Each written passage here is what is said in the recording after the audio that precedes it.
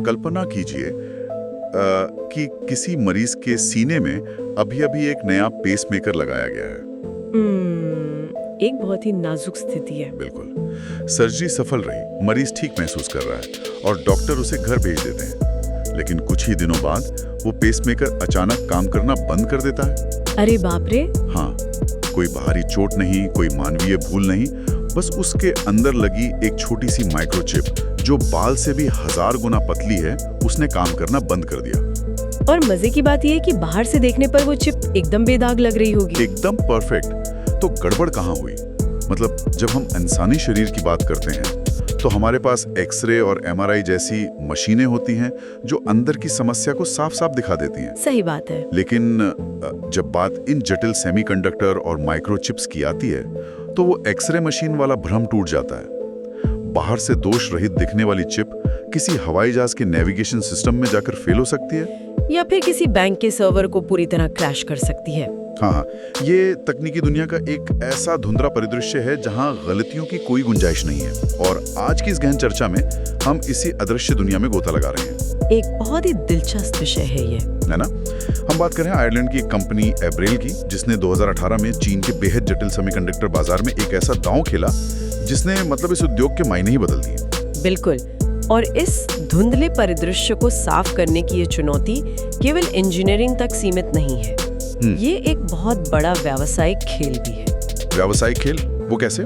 देखिए, जब हम एब्रियल की इस पूरी यात्रा का विश्लेषण करते हैं तो ये सिर्फ मशीनों या सर्किट बोर्ड्स की कहानी नहीं रह जाती।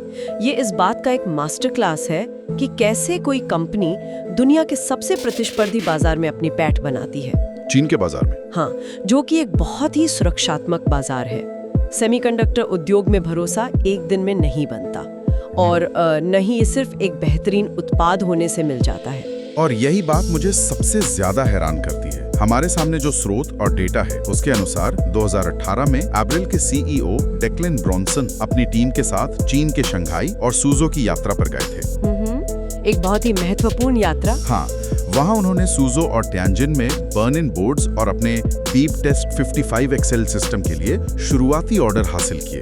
लेकिन जब मैंने उस ऑर्डर की रकम देखी तो मुझे अपनी आंखों पर यकीन नहीं हुआ। वो रकम काफी छोटी थी, है ना? हाँ, वो ऑर्डर लगभग 1 लाख यूरो का था। मतलब 1 लाख यूरो। अब एक व्यावसायिक विश्लेषक के नजरिए से देखें तो वैश्विक सेमीकंडक्टर बाजार सैकड़ों अरबों डॉलर का है। बिल्कुल, ये एक विशाल समुद्र है। वही तो, इस विशाल समुद्र में 1 लाख यूरो तो शायद किसी बड़ी टेक कंपनी के कॉफी बजट से भी कम होगा। तो हम इस 1 लाख यूरो के सौदे को एक ऐतिहासिक जीत की तरह क्यों देख रहे हैं? क्या ये सिर्फ एक पीआर स्टंट था? अगर हम इसे सिर्फ स्प्रेडशीट पर लिखें, एक नंबर की तरह देखेंगे तो ये वाकई बहुत छोटा लगेगा। लेकिन इसे एक रणनीतिक पैर जमाने वाले कदम की तरह देखना होगा, जिसे हम बिजनेस की भाषा में बीच हेड स्ट्रैटेजी कहते हैं। एकदम सही। चीन का बाजार विदेशी हार्डवेयर कंपनियों के लिए कुख्यात रूप से कठिन है। वहाँ की स्थानीय कंपनियां तकनीकी रूप से बहुत सक्षम हैं। और सरकार भी तो घरेलू उत्पादन को बहुत बढ़ावा देती है। बिल्कुल। ऐसे में आयरलैंड की एक कंपनी का वहाँ जाके अपने उपकरण बेचना एक बहुत बड़ी बात है। ये 1 लाख यूरो का शुरुआती ऑर्डर दरअसल किसी लॉटरी का टिकट नहीं था। तो फिर क्या था? ये दक्षिण पूर्व एशिया में उनके 20 वर्षों के कड़े परिश्रम का परिणाम था। डेक्लन ब्रॉनसन इस बात को अच्छी तरह समझते थे कि चीनी बाजार में सीधे घुसना असंभव है। अच्छा, मतलब आपको परिधि से शुरुआत करनी होगी। हाँ, उन्होंने पहले आसपास के देशों में अपना दबदबा बनाया और फिर उस भरोसे का फायदा उठाकर चीन में एंट्री ली। मैं समझ रहा हूँ, लेकिन यहाँ एक और बड़ी समस्या आती है। मान लीजिए उन्होंने चीन की किसी बड़ी कंपनी को अपनी करोड़ों की मशीन बेच भी दी। आयरलैंड और चीन के बीच तो हजारों किलोमीटर की दूरी है। लॉजिस्टिक्स की समस्या, सही कहा आपने। हाँ, अगर सूजो की किसी फैक्ट्री में वो मशीन रात के 2 बजे खराब हो जाए तो क्या वो डबलिन से किसी इंजीनियर को फ्लाइट में बिठाकर भेजेंगे? ये रसद और आपूर्ति श्रृंखला के लिहाज से तो एक भयानक दुस्वप्न है। और एब्रेल के नेतृत्व की असली समझदारी यहीं पर नजर आती है। वे जानते थे कि अगर उनकी मशीन खराब हुई और उत्पादन एक दिन के लिए भी रुका तो चीनी ग्राहक अगली बार किसी स्थानीय कंपनी के पास चला जाएगा। बिल्कुल। इस रसद की चुनौती को हल करने के लिए उन्होंने एशिया में एक बहुत ही मजबूत क्षेत्रीय नेटवर्क तैयार किया। उन्होंने अपनी पूरी एशियाई रणनीति को 2 मुख्य कार्यालयों में विभाजित कर दिया। अच्छा, 2 अलग-अलग ऑफिस। हाँ, एक कार्यालय चीन, सिंगापुर, मलेशिया और थाईलैंड जैसे बड़े और तेज गति वाले बाजारों को संभालता था और दूसरा पर केंद्रित था। ये कदम इसलिए भी बहुत चतुर लगता है क्योंकि आप ग्राहक को केवल एक उत्पाद नहीं सौंप रहे हैं, आप उसे एक गारंटी दे रहे हैं कि जब भी कोई संकट आएगा हम आपके टाइम जोन में आपके करीब मौजूद हैं। सही बात है। ये स्थानीय कार्यालयों वाली रणनीति ने ही उस शुरुआती 1 लाख यूरो के ऑर्डर को बाद में बहुत बड़े अनुबंधों में बदला होगा। बिल्कुल। अब यहाँ से कहानी थोड़ी और गहरी होती है। स्थानीय ऑफिस खोलकर उन्होंने ग्राहकों का भरोसा तो जीत लिया, लेकिन अगर आपकी मशीन ही खराब निकले तो वो भरोसा एक दिन में टूट जाएगा। हाँ, उत्पाद का मजबूत होना सबसे जरूरी है। तो मैं ये सोच रहा था कि वे असल में कौन सी जादुई तकनीक बेच रहे थे जिस पर एनालॉग डिवाइसेस जैसी दिग्गज कंपनियां आंख मूंद कर दांव लगा रही थी। दस्तावेजों में बार बार बर्न इन टेस्टिंग का जिक्र आता है। Burn in testing. जब मैंने पहली बार ये शब्द पढ़ा तो मेरे दिमाग में एक अजीब सी तस्वीर बनी कि शायद किसी भट्टी में चिप्स को सचमुच जलाया जा रहा है। मतलब क्या ये सच में आग से जुड़ा कुछ है? तकनीकी शब्दावली कभी-कभी बहुत भ्रामक हो सकती है, लेकिन इस मामले में बर्न इन शब्द इसके काम के काफी करीब है। अच्छा, तो क्या सच में आग लगाते हैं? नहीं, वे चिप्स को शाब्दिक रूप से आग में नहीं झोंकते, लेकिन वे जो करते हैं वो चिप के लिए किसी भट्टी से कम नहीं होता। सेमीकंडक्टर निर्माण की दुनिया में एक चिप को उसके पूरे जीवन काल में जितना तनाव का सामना करना पड़ सकता है, हाँ। वो सारा तनाव कुछ ही घंटों या दिनों में उस पर डाल दिया जाता है। इस प्रक्रिया में माइक्रोचिप्स को अत्यधिक गर्मी में परखा जाता है। कितनी गर्मी? हम यहाँ 125 डिग्री सेल्सियस से लेकर 250 डिग्री और कई बार चरम स्थितियों में 300 डिग्री तक के तापमान की बात कर रहे हैं। एक सेकंड रुकिए, 300 डिग्री? हाँ, 300 डिग्री सेल्सियस। अरे बाप रे! अगर मैं अपने लैपटॉप या फोन को गर्मियों में कार के डैशबोर्ड पर छोड़ दूं, जहां तापमान शायद 50 या 60 डिग्री होता है, तो वो ओवरहीट होकर बंद हो जाता है। 300 डिग्री तो ओवन के तापमान से भी कहीं ज्यादा है। बिल्कुल है। इतने उच्च तापमान पर तो चिप्स के अंदर का सोना या तांबा पिघलने लगेगा और जिस सर्किट बोर्ड पर उन्हें रखकर टेस्ट किया जा रहा है वो तो राख बन जाएगा। ये एक बहुत ही सटीक अवलोकन है और यही वो जगह है जहां साधारण इलेक्ट्रॉनिक्स और एब्रेल के बर्न इन वुड्स के बीच का अंतर स्पष्ट होता है। अच्छा, वो कैसे? देखिए, एक सामान्य पीसीबी यानी printed circuit board fibre glass और रेजिन से बना होता है।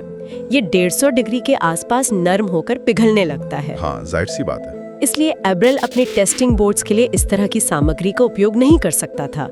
वे IS410 और पॉलीएमाइड जैसी बेहद उच्च ग्रेड सामग्रियों का उपयोग करते हैं। पॉलीएमाइड? हाँ, IS410 तो 155 डिग्री तक बेहतरीन काम करता है और पॉलीएमाइड तो 250 डिग्री से लेके 300 डिग्री तक के तापमान को भी आसानी से झेल सकता है, बिना पिघले। बिल्कुल, बिना अपने भौतिक या रासायनिक गुणों को खोए। तो बेसिकली वो एक ऐसा टॉर्चर चेंबर बना रहे हैं जो खुद उस टॉर्चर को सह सके। हाँ, आप ऐसा कह सकते हैं। लेकिन मेरे मन में एक सवाल ये आ रहा है कि आखिर किसी चिप को इतना प्रताड़ित करने की आवश्यकता ही क्या है? जब वो चिप किसी इंसान की फोन में होगी तो उसे कभी 300 डिग्री का सामना तो नहीं करना पड़ेगा, तो फिर ये सब क्यों? इसके पीछे इंजीनियरिंग और सांख्यिकी का एक बहुत ही दिलचस्प सिद्धांत काम करता है। इसे उद्योग की भाषा में बाथटब कर्व कहा जाता है। Bathtub curve. मैं कोशिश करता हूँ इसे डिकोड करने की। क्या इसका मतलब ये है कि चिप्स को पानी या किसी तरल पदार्थ में डुबोकर टेस्ट किया जाता है? नहीं, इसका तरल पदार्थों से कोई लेना देना नहीं है। इसका नाम एक सामान्य बाथटब के आकार पर रखा गया है। हाँ, अगर हम बाथटब के आकार की कल्पना करें, वो शुरुआत में ऊपर से तेजी से नीचे की ओर ढलान वाला होता है। हाँ, ढलान होती है। फिर बीच में एकदम समतल होता है और अंत में फिर से ऊपर की ओर उठता है। किसी भी हार्डवेयर या चिप का जीवन काल इसी वक्र का अनुसरण करता है। अच्छा, तो ये समय और विफलता के बीच का ग्राफ है। बिल्कुल। जब कोई नई चिप कारखाने से बनकर निकलती है तो उसमें निर्माण के दौरान रह गई सूक्ष्म खामियों के कारण फेल होने की संभावना बहुत अधिक होती है। इसे ही शुरुआती विफलता कहते हैं क्या? हाँ, इसे इन्फेंट मोर्टालिटी भी कहते हैं। ये बाथटब का शुरुआती नीचे गिरता हुआ ढलान है। अगर कोई चिप इस शुरुआती चरण को पार कर लेती है तो वो अपने उपयोगी जीवन में प्रवेश करती है, जो कि बाथटब का समतल हिस्सा है। एकदम सही। वहाँ फेल होने की दर लगभग 0 हो जाती है और सालों बाद जब चिप पुरानी हो जाती है, घिस जाती है, तो फेल होने की दर फिर से बढ़ जाती है, जो बाथटब का आखिरी उठता हुआ हिस्सा है। बिल्कुल। अब मुझे वो पेसमेकर वाला उदाहरण पूरी तरह से समझ आ रहा है। अगर कोई चिप उस इन्फेंट मोर्टेलिटी वाले चरण में है और उसे सीधे पेसमेकर या हवाई जहाज में लगा दिया जाए तो वो पहले कुछ हफ्तों में ही धोखा दे देगी। सही कहा आपने। तो अब्रेल का ये 300 डिग्री वाला टॉर्चर चेंबर दरअसल एक टाइम मशीन की तरह काम कर रहा है। वे अत्यधिक गर्मी और वोल्टेज का उपयोग करके उस चिप के शुरुआती कुछ महीनों के जीवन को कुछ ही घंटों में फास्ट फॉरवर्ड कर रहे हैं। आप इसे बिल्कुल सही ढंग से जोड़ रहे हैं। जो चिप्स कमजोर हैं वे फैक्ट्री के अंदर ही दम तोड़ देंगी। बर्न इन टेस्टिंग का असली उद्देश्य ही यही है, कारखाने के बाहर जाने से पहले कमजोर कड़ियों को तोड़ देना। केवल वही चिप्स बचेंगी जो बाथटब कर्व जो समतल सुरक्षित चरण में पहुंच चुकी हैं। ये वाकई में दिमाग को चकरा देने वाला है। मतलब तकनीक किस स्तर पर काम कर रही है। अब इस पूरी प्रक्रिया को अंजाम देने वाली जो मुख्य मशीन है, जिसे अब्रेल का ब्रह्मास्त्र कहा जा सकता है, हाँ, बिबडेस्ट 55 एक्सएल सिस्टम। 5 एक्सेल बताया गया है। इसके स्पेसिफिकेशंस देखकर कोई भी इंजीनियर हैरान रह जाएगा। ये विंडोज 10 पर काम करता है, जो इसे ऑपरेटरों के लिए काफी यूजर फ्रेंडली बनाता है। हाँ, ये एक बड़ा फायदा है। लेकिन जो दो तकनीकी शब्द मेरा ध्यान सबसे ज्यादा खींच रहे हैं वे हैं 4 वायर केल्विन मेजरमेंट और 2048 टेस्ट चैनल। ये दोनों इस मशीन की जान है। मैं ईमानदारी से कहूं तो 4 वायर केल्विन मेजरमेंट मेरी समझ से थोड़ी बाहर की चीज लग रही है। मैं सिर्फ इतना जानता हूं कि करंट नापने के लिए 2 तारों की जरूरत होती है, एक पॉजिटिव और एक नेगेटिव। हाँ, आमतौर पर ऐसा ही होता है। तो ये एक्स्ट्रा 2 तार कहां से आ गए? क्या ये सिर्फ ग्राहकों को प्रभावित करने के लिए कोई मार्केटिंग जार्गन है? ये कोई मार्केटिंग जार्गन नहीं है, बल्कि ये वो तकनीक है जिसने बिबटेस्ट 55 एक्सेल को उद्योग का बेंचमार्क बना दिया है। अच्छा, मैं समझा नहीं। मैं समझाती हूँ। इसे इस तरह से देखिए। मान लीजिए आप अपने बगीचे में लगे एक लंबे पानी के पाइप से पानी का दबाव मापना चाहते हैं। ठीक है। जब आप पानी को उस लंबे पाइप से गुजारते हैं तो पाइप के अंदर के घर्षण के कारण पानी का दबाव खुद ब खुद थोड़ा कम हो जाता है। हाँ, फ्रिक्शन की वजह से। बिल्कुल। अब जब आप 2 तारों का उपयोग करके किसी माइक्रोचिप का प्रतिरोध या रेजिस्टेंस माप रहे होते हैं तो उन तारों का अपना भी एक सूक्ष्म प्रतिरोध होता है। तारों का अपना रेजिस्टेंस। हाँ, जब आप साधारण चिप्स की बात कर रहे हैं तो वो छोटा सा प्रतिरोध कोई मायने नहीं रखता। लेकिन जब आप उन चिप्स को माप रहे हैं जो सर्वर या पेसमेकर में लगने वाली हैं, तो वो तारों का अपना प्रतिरोध आपकी रीडिंग को गलत कर सकता है। अच्छा, तो जो तार समस्या को खोजने गए थे वे खुद ही समस्या का हिस्सा बन जाते हैं। सटीक। और इसी समस्या को हल करने के लिए 4 वायर तकनीक का जन्म हुआ। इसमें 2 तारों का काम सिर्फ और सिर्फ चिप के अंदर करंट भेजना होता है। और बाकी के 2 तार? बाकी के 2 तारों का काम बिना किसी करंट के सीधे चिप के सिरों पर वोल्टेज को मापना होता है। चूंकि मापने वाले तारों में कोई करंट नहीं बह रहा होता है, इसलिए उनका अपना प्रतिरोध 0 हो जाता है। अरे वाह। इससे तारों से होने वाली त्रुटि पूरी तरह खत्म हो जाती है और आपको जो रीडिंग मिलती है वो 100% शुद्ध और सटीक होती है। ये तो एक अविश्वसनीय इंजीनियरिंग समाधान है। मतलब मशीन ने अपनी खुद की भौतिक कमियों को टेस्ट के नतीजों पर असर डालने से रोक दिया। अब मुझे समझ आ रहा है कि एनालॉग डिवाइसेस जैसी कंपनियां इसकी दीवानी क्यों हैं। बिल्कुल, सटीकता ही सब कुछ है। लेकिन ये जो 20,048 चैनलों वाली बात है उस पर आते हैं। दस्तावेजों में लिखा है कि पुराने सिस्टम्स में 256 चैनल होते थे और एब्रेल ने इसे बढ़ाकर 2048 कर दिया। ये एक बहुत बड़ी छलांग थी। हाँ, एक व्यावसायिक दृष्टिकोण से मैं समझ सकता हूँ कि 248 का मतलब है कि आप एक साथ 2048 चिप्स का टेस्ट कर सकते हैं, जिससे समय और पैसे की भारी बचत होगी। प्रोडक्शन तेज हो जाएगा। लेकिन इंजीनियरिंग के नजरिए से ये 256 से 2048 तक की छलांग कितनी मुश्किल रही होगी। मुझे लगता है कि ये सिर्फ बोर्ड का आकार बड़ा करने जितना आसान तो नहीं होगा। ये किसी भी तरह से आसान नहीं था। ये बोर्ड का आकार बड़ा करने के बारे में नहीं है, बल्कि ये भौतिकी के नियमों से लड़ने के बारे में है। भौतिकी के नियमों से? हाँ, 2048 चैनल्स का मतलब है कि आपके पास एक ही सर्किट बोर्ड पर 2048 अलग-अलग चिप्स हैं और वे सभी एक साथ काम कर रही हैं। और वो भी 250 या 300 डिग्री सेल्सियस के भयंकर तापमान पर। एकदम सही। जब इतने सारे इलेक्ट्रॉनिक घटक एक साथ इतनी छोटी सी जगह पर काम करते हैं तो 2 बहुत बड़ी समस्याएं पैदा होती हैं। कौन सी? पहली, हीट मैनेजमेंट। 2048 चिप्स जो गर्मी पैदा कर रही हैं, अगर उसे सही तरीके से बाहर नहीं निकाला गया तो पूरा सिस्टम खुद ही पिघल जाएगा। और दूसरी समस्या? दूसरी समस्या है इलेक्ट्रिकल इंटरफेरेंस, या जिसे हम क्रॉस टॉक कहते हैं। क्रॉस टॉक, जैसे पुराने टेलीफोन पर कभी-कभी किसी अजनबी की आवाज सुनाई देने लगती थी। बिल्कुल वैसा ही। जब 2048 अलग-अलग सिग्नल्स एक बोर्ड पर दौड़ रहे होते हैं तो वे एक दूसरे के चुंबकीय क्षेत्र को प्रभावित कर सकते हैं। मतलब सिग्नल्स आपस में टकरा सकते हैं। हाँ, एक चिप का सिग्नल दूसरी चिप के सिग्नल में जा सकता है, जिससे टेस्ट के नतीजे पूरी तरह से गलत हो जाएंगे। तो फिर एब्रिल ने इसे कैसे सुलझाया? एब्रिल की असली जीत ये नहीं है कि उन्होंने 2048 चैनल बना दिए हैं। उनकी जीत ये है कि उन्होंने इस ड्रिवन गार्ड तकनीक और बेहतर रूटिंग के जरिए यह सुनिश्चित किया कि 2048 चैनल एक साथ काम कर सके बिना किसी इंटरफेरेंस के। बिल्कुल, 300 डिग्री पर बिना एक दूसरे के काम में दखल दिए 4 वायर केल्विन की चरम सटीकता के साथ। ये सच में एक इंजीनियरिंग चमत्कार है। और अब इस पूरी कहानी के सारे तार जुड़ते हुए नजर आ रहे हैं। 2018 में चीन में वो 1 लाख यूरो का शुरुआती ऑर्डर सिर्फ एक मशीन खरीदने का सौदा नहीं था। नहीं, बिल्कुल नहीं। वो असल में इस बात का परीक्षण था कि क्या एब्रिल की ये 2048 चैनलों वाली 4 वायर तकनीक चीन के बड़े पैमाने पर उत्पादन की मांगों को झेल सकती है या नहीं। और वे इस परीक्षण में पूरी तरह सफल रहे। हाँ, और इसका जवाब हमें स्रोतों में दिए गए ग्राहकों के प्रशंसा पत्रों में साफ साफ मिलता है। यूरोफिन्स मैसर के लेनार्ड वेबर और एनालॉग डिवाइसेस के जॉन कीन दोनों ने एब्रिल को एक भरोसेमंद और दीर्घकालिक आपूर्तिकर्ता कहा है।